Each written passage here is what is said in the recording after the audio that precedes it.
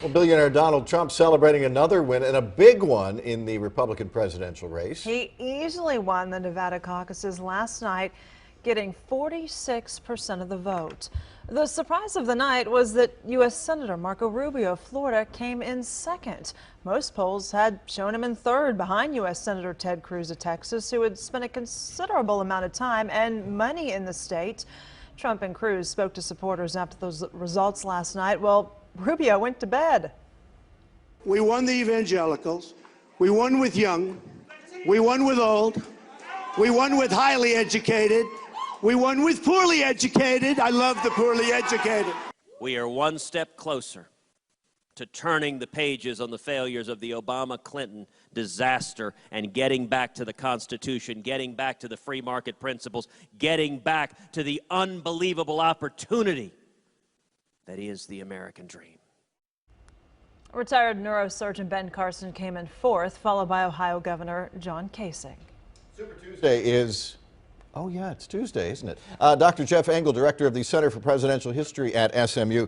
So let's talk about how Donald Trump did and whether anybody can stop the Trump train. And my question is, if he can win in November, why does the establishment of the party want to stop the Trump train? You know, the numbers right now say that he perhaps can't win in November. He is trailing Hillary Clinton and Bernie Sanders both in national polls, whereas some of the other more establishment candidates, say Marco Rubio, for example, is actually has a much more competitive race, the polls suggest. What does that tell you about the people who this year, as opposed to previous years, are turning out for Republican primaries and caucuses? Traditionally, it's loyal Republicans who are interested in the party winning. This is part of Donald Trump's argument for why he can be a really good candidate for November, because he's bringing new people into the party, people who have not shown up for caucuses or elections before. There's a couple of interesting numbers that came out of the Nevada poll last night that said that 6 out of 10 voters in the Republican caucuses are angry at the government.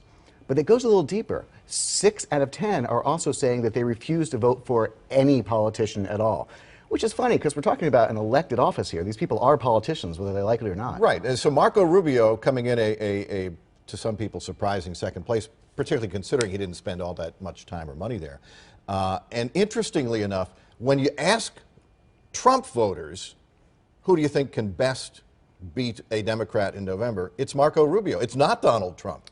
No, in fact, the real problem I think that the establishment has at this point is that there is not one candidate to coalesce against Trump, especially since, as we know, Texas's Ted Cruz is running essentially to the right of Trump. But you know, there's a very interesting stat I always like to look at, which is how a candidate does in their home state. It really tells you the people who know them best, what they think of them. It's fascinating to see, you know, Ted Cruz is competitive here in Texas against Trump.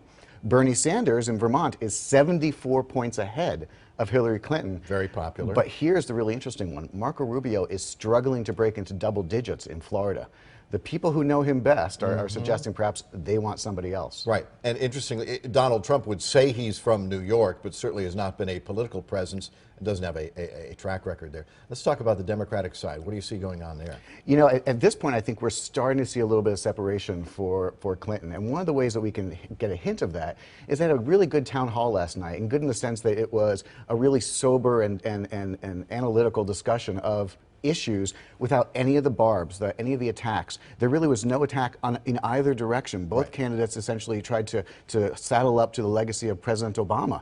Now, this makes sense because South Carolina has a large minority population, that especially on the Democratic side.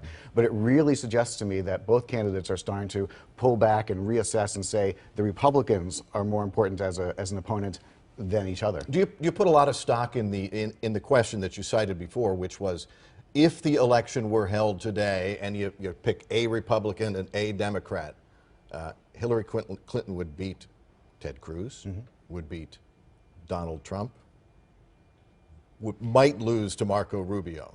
Might.